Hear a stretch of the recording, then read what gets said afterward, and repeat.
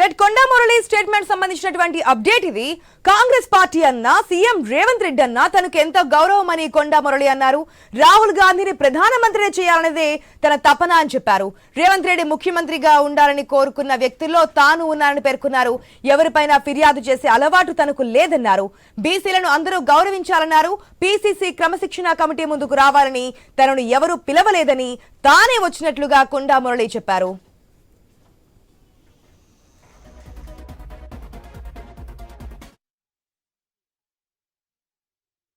కాంగ్రెస్ పార్టీని గౌరవిస్తా అని చెప్తున్నా. రేపు పొద్దుటిల్లి రేవంత్ అన్న మరి కాయకాలం సీఎం ఉండాలని కోరుకుంటున్నా. ఇక్కడ బీసీ నాయకుడు మరి మహేష్ అన్న రేపు ఇంకా పదవులు రావాలని కోరుకుని గాంధీ భవన్కి రావడం జరిగింది. నేను రాజీనామా చేసిన, వాళ్ళు చేసుకుంటే చేసుకోవాలి. నేను మాత్రం రాజీనామా చేసి యునానిమస్గా భారతదేశంలో ఎమ్మెల్సీ ఎవరు గెలవలే, నేను ఒక్కనే యునానిమస్గా గెలిచిన. ఏ పార్టీ కూడా నామినేషన్ కూడా కనీసం వేయలేదు. అయినా బయటకు వచ్చినప్పుడు నేను రాజీనామా చేసినప్పుడు ఆ రోజు మరి ఎవరైతే గౌడు మన టీఆర్ఎస్లో ఉండే అని చెప్పిండు మా చైర్మన్ గారు, బీసీలల్లా నువ్వు ఒక మొగోని అన్నా అని. అర్థమైంది కదా. ఈ బీసీలను ఓరకపోతే ఎట్లా? మీరు కూడా మమ్మల్ని కావాలని రెచ్చగొట్టకుండా దయచేసి బీసీలను గౌరవించండి. బీసీ అది వాళ్ళకి ఎన్ని ఇబ్బందులు ఉన్నాయో నాకు తెలుసు. నేను మొన్న కూడా మాట్లాడినా, నేను అక్కడ వరంగల్లో మాట్లాడినా. మాకు తెలుసు అణగారిన వర్గాలు ఎలా ఉంటాయి. గత 45 ఏళ్ళ బట్టి నేను వాళ్ళ కోసమే పోరాడుతున్నా. ఇక క్రమశిక్షణ కమిటీకి కొండా మురళి 6 పేజీల వివరణ ఇచ్చారు. భూపాలపల్లి నుంచి ముందుగా తానే పోటీ చేయాలని అనుకున్నట్లుగా చెప్పారు. సురేఖ వరంగల్ ఈస్ట్ నుంచి బరిలోకి రావడం వల్ల పోటీ నుంచి తప్పుకున్నట్లుగా వెల్లడించారు. మరో పార్టీ నుంచి గండ్ర వచ్చినా ఆయనకు మద్దతు ఇచ్చి గెలిపించారని అన్నారు. ఇప్పుడు ఆయనే ఇతరులతో కలిసి తనకు వ్యతిరేకంగా పనిచేస్తున్నారని క్రమశిక్షణ కమిటీకి తెలిపారు కొండా మురళి.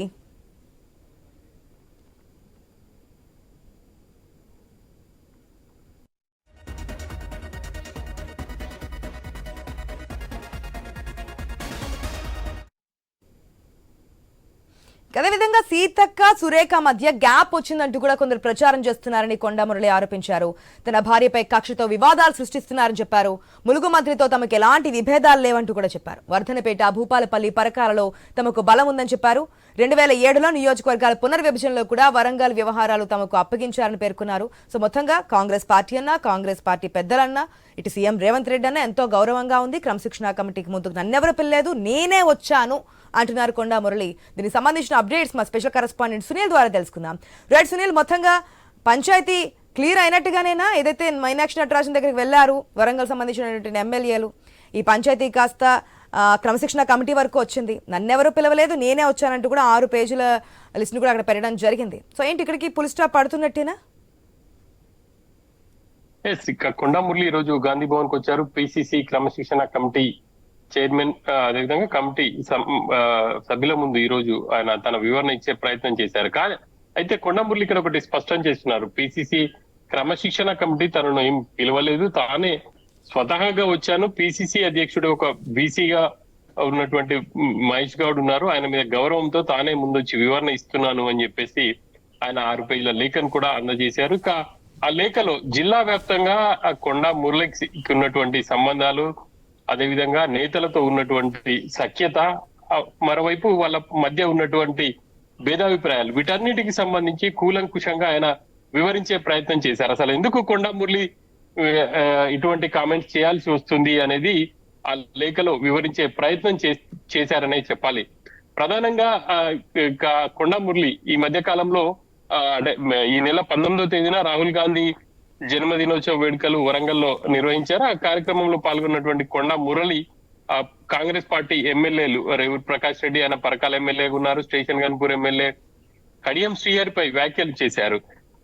అనుచిత వ్యాఖ్యలు చేయడంపై మిగతా ఎమ్మెల్యేలందరూ కూడా జతకట్టి పిసిసికి ఫిర్యాదు చేశారు. ఏఐసిసి ఇన్ఛార్జ్ మీనాక్షి నటరాజన్ కలిశారు.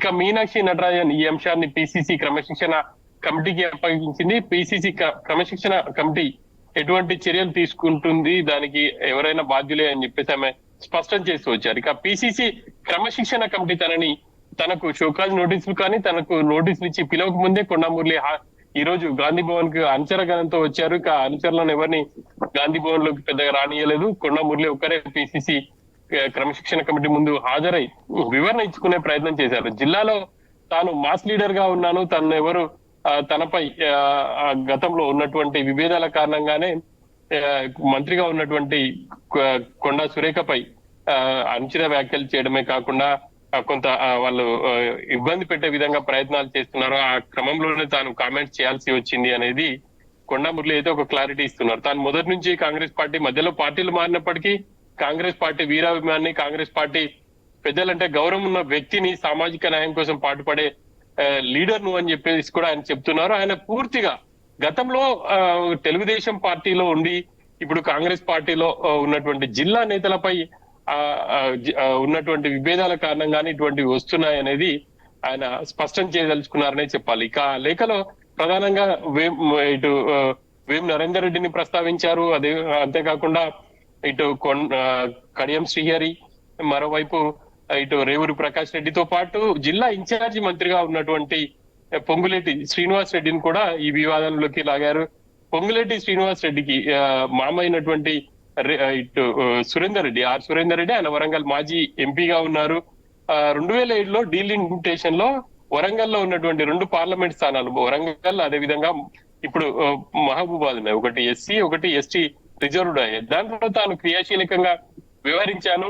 ఆ సమయంలో అప్పుడు కాంగ్రెస్ పార్టీలో క్రియాశీలకంగా ఉన్నటువంటి సురేందర్ రెడ్డి తనపై కక్ష పూరితంగా ఉన్నారు. ఆ నేపథ్యంలోనే ఆయన అల్లుడైనటువంటి పొంగులేటి శ్రీనివాస్ రెడ్డి సురేఖ పట్ల కూడా అదే విధంగా వ్యవహరిస్తున్నారనేది కొండా మురళి ప్రధానంగా ఆ లేఖలో పేర్కొనడం జరిగింది. అంతేకాకుండా సీఎం సలహాదారుగా ఉన్నటువంటి వేం నరేందర్ రెడ్డి, ఆయన గతంలో మహిబాద్ ఎమ్మెల్యేగా ఒకసారి గెలిచారు. ఆ తర్వాత వరంగల్లో పోటీ చేశారు, చాలా తక్కువ ఓట్లు సాధించారు.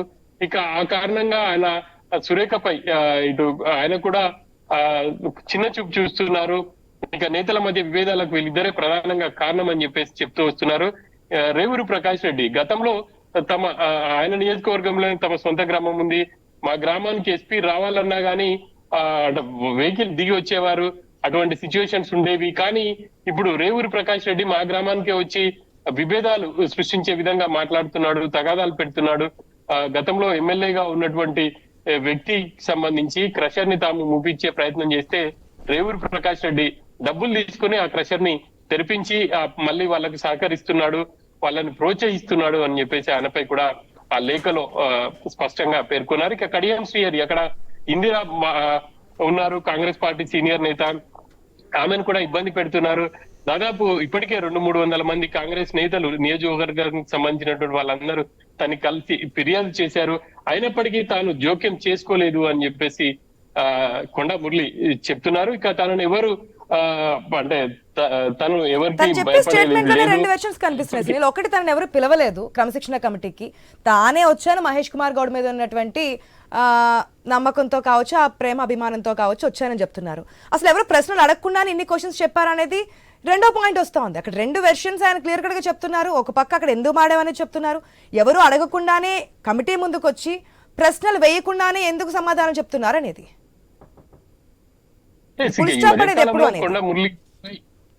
కొండా మురళిపై జిల్లా నేతలందరూ కలిసి ఎమ్మెల్యేలు కావచ్చు, జిల్లా పార్టీ అధ్యక్షురాలు ఎర్రపల్లి స్వర్ణ నేతృత్వంలో వచ్చేసి వాళ్ళందరూ కలిశారు. కాబట్టి తాను ఈ వివరణ ఇచ్చుకునే ప్రయత్నం చేశారని చెప్పేసి మనం చెప్పుకోవచ్చు. ఇక పిసిసి షోకాస్ నోటీసులు ఇవ్వడం కంటే ముందుగానే చెప్తే బాగుంటుంది అని చెప్పేసి ఆయన నిర్ణయించుకునే వచ్చారని చెప్పేసి మనం స్పష్టంగా కూడా చెప్పుకోవచ్చు. ఇదే విషయం ఇప్పుడు అర్థమవుతా ఉంది. ఇక సీఎం రేవంత్ రెడ్డి అన్నా కానీ తనకు అభిమానం, ఆయన పట్ల గౌరవం కూడా ఉంది. ఇక ఆయనతో పాటు కలిసి పార్టీని బలోపేతం చేసేందుకు తాను ప్రయత్నం చేస్తానని చెప్పేసి కూడా కొండా మురళి స్పష్టం చేస్తున్నారు.